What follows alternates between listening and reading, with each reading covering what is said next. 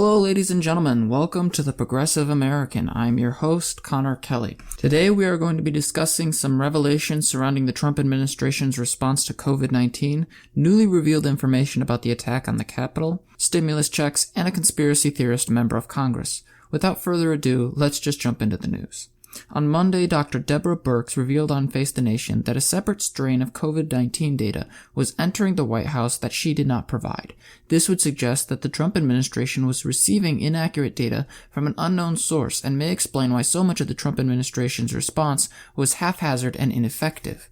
Do you think, when you were in the room and briefing, even if it was with other people, do you think President Trump appreciated the gravity of the health crisis you were describing?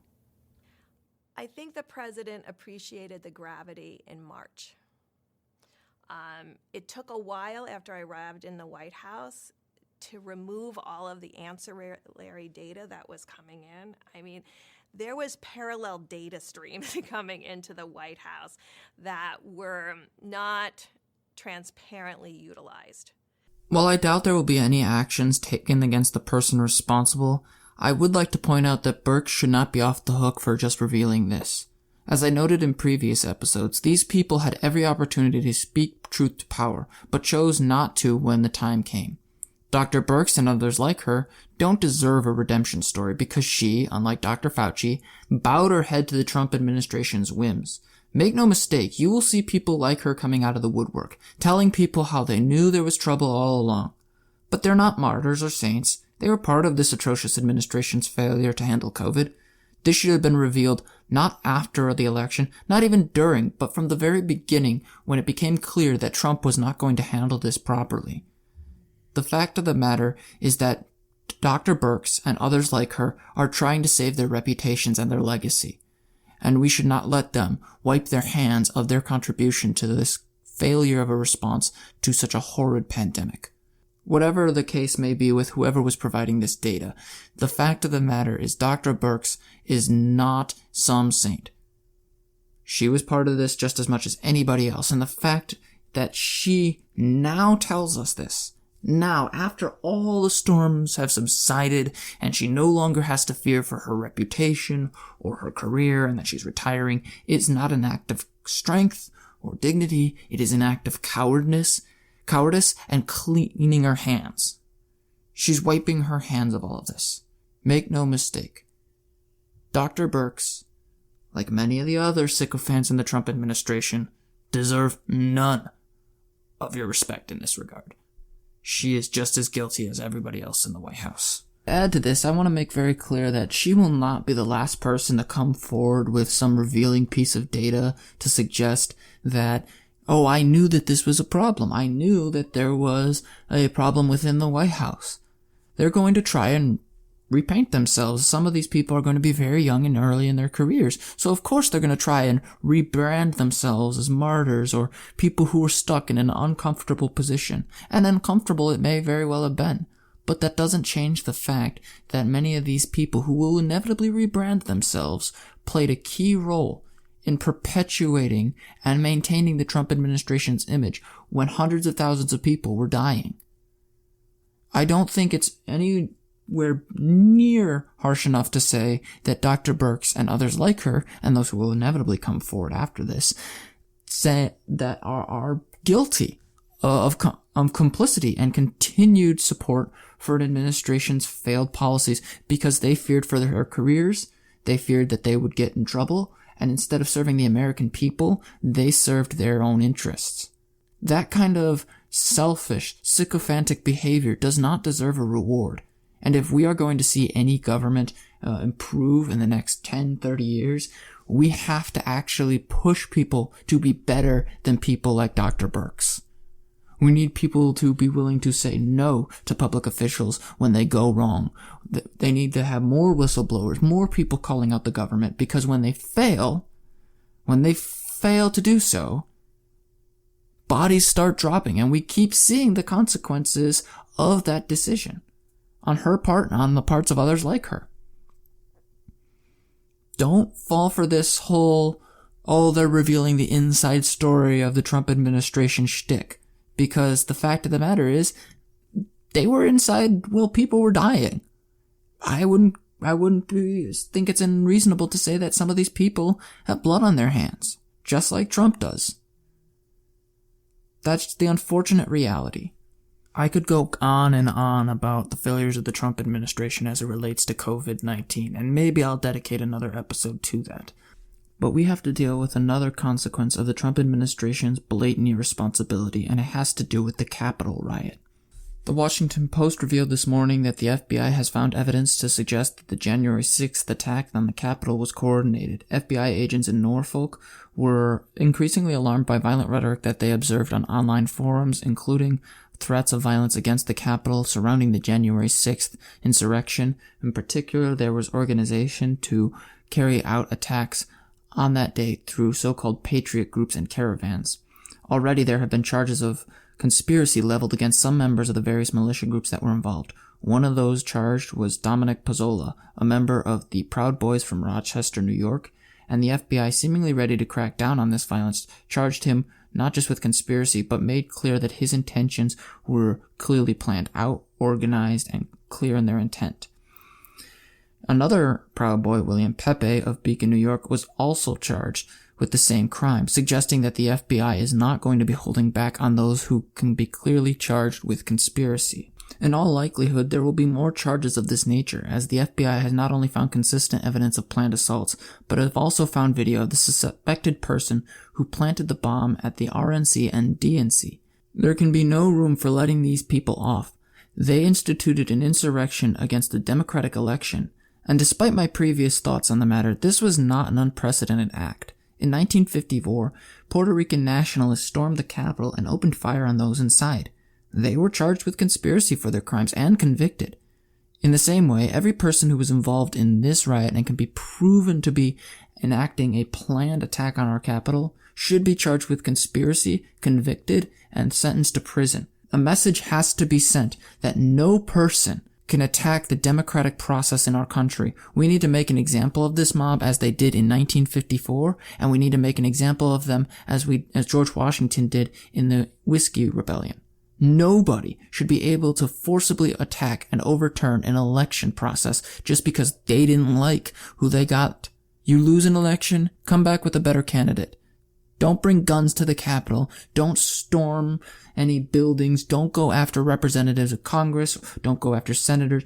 Don't go screaming about killing people who won't do what you want. Violence cannot be acceptable, especially when it comes to an election system. And the fact that these two people are the ones being charged and are associated with the Proud Boys that Trump himself refused to condemn on the debate stage last year shows a lot about what we're going to be dealing with. I wouldn't be surprised if we saw more charges about conspiracy, and I can't wait to see who was involved with it in terms of the organizers. More than that, we need to take a look at right-wing extremism and its growth within the Republican Party and in the country more broadly. For too long, we've ignored right-wing extremism at the peril of our democracy and its rise in fascistic rhetoric, hostility to the democratic process, and an unwillingness to accept loss in the electoral process.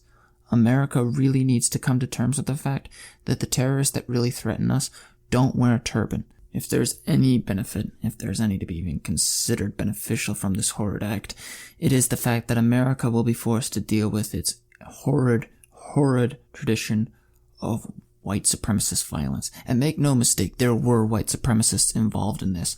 The Oath Keepers were there. They are officially a white supremacist organization who have been consistently hostile and violent to their opposition. My hope is that after this horrid act, and I say this horrid over and over again because it was, that there can be some serious change when it comes to dealing with this violence.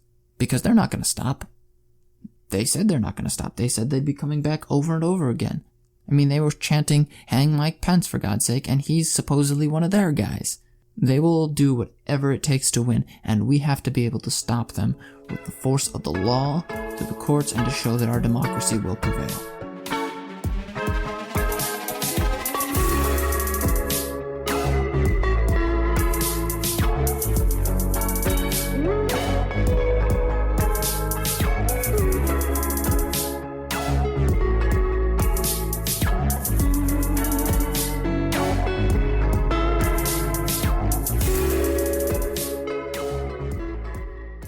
In other news, nearly 2 weeks into Biden's presidency, he is already facing a crossroads in his policy agenda. Driven by his desire to fulfill a campaign promise to provide additional COVID relief to Americans, Biden has called for $1,400 in stimulus checks in addition to funding for vaccine rollout. However, Republicans are hesitant to spend much more on the stimulus due to the budget. They point to its $1.9 trillion in total costs and its comparative size to the previously passed CARES Act, which was approximately $900 billion. Senator Susan Collins, known for her flippant, to its $1.9 billion in total cost so big. Currently, Democrats are faced with a difficult choice. Republicans are saying that the stimulus would be dead on arrival, and without 60 votes, it is unlikely that the Democrats will be able to overturn a filibuster. But through a process known as reconciliation, Democrats can pass financial bills via a simple majority, something that the Democrats certainly can do. Senator Bernie Sanders, now the chairman of the Budget Committee, has stated that he will support the path, and Biden himself has also shown willingness to use the reconciliation measures if Republicans don't get on board. Senators Jon Ossoff and Raphael Warnock, who have recently been elected from Georgia, have also demanded quick stimulus relief, as it was one of the key points of their election in early January. Just last week, Yahoo News reported that another 847,000 people have applied for unemployment. It was better than the previous weeks, but every week more and more Americans are losing their livelihoods to this pandemic. It will take time and money to repair the economy, even when COVID is over, and people are waiting for their support. The government has to play a role in this recovery and protect the interest of everyday Americans. Whether or not Republicans like it, Democrats control the Senate, and they can do what they need to do to protect the American people that voted for them. As a result, I believe Democrats should use the reconciliation process if Republicans don't get on board. 65% of Americans say they support $2,000 checks according to Data for Progress, a progressive polling group. Now is not the time for timidity or mindless moderation. Now is the time for bold action. When Americans are losing their livelihoods every day, Congress cannot afford to hold back. If the Republicans don't get on board, cast them aside and run it through the reconciliation process. Democrats should not be so afraid of the power that they got from the people that they cannot use it to serve them. And let's not pretend that the Republicans are serious about giving Democrats a win. The Democrats passed the HEROES Act months ago last year, and the Republicans left it in committee because they knew it would look good for the Democrats. They knew it was beneficial to state and local governments that Democrats controlled, so they blocked it in the middle of an emergency. The fact of the matter is that Americans really need a bold Democratic government to actually take control of things rather than waiting for the Republicans to get on board. They elected Raphael Warnock and Jon Ossoff because of the stimulus check issue.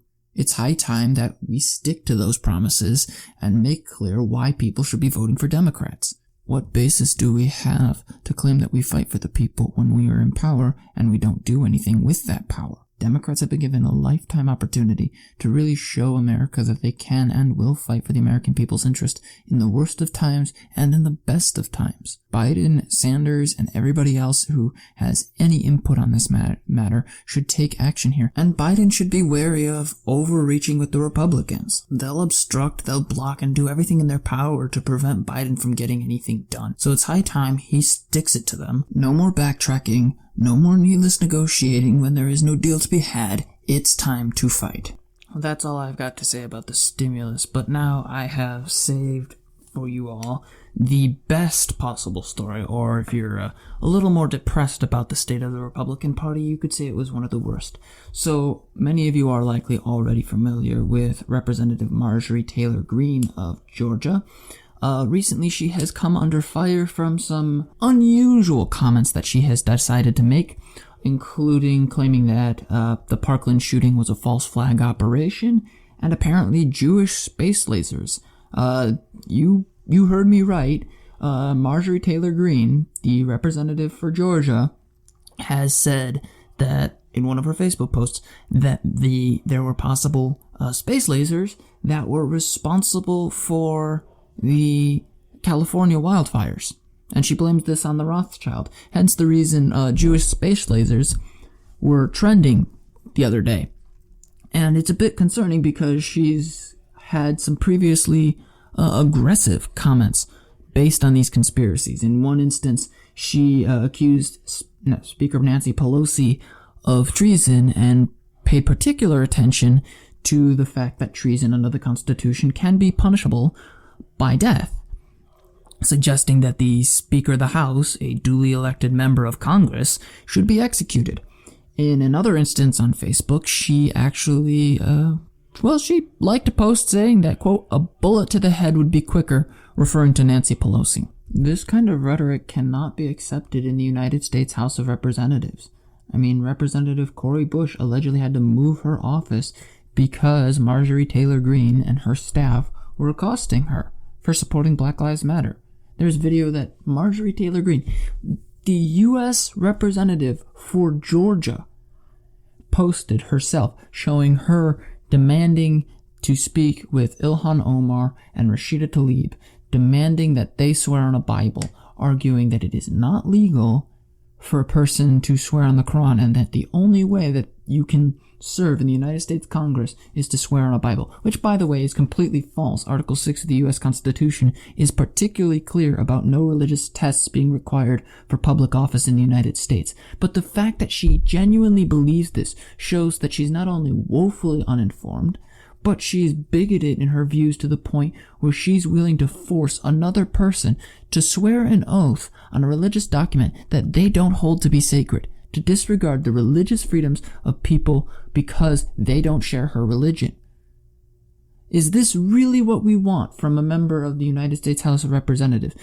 I, for one, sure don't. I don't want a representative who threatened to or supported shooting the Speaker of the House. I don't think we need a member of Congress who thinks that the Speaker who runs that Congress deserves to be executed. I don't think a representative who refuses to wear a mask should be anywhere near a position of governance in the middle of a pandemic, because they're going to spread nonsense about the pandemic.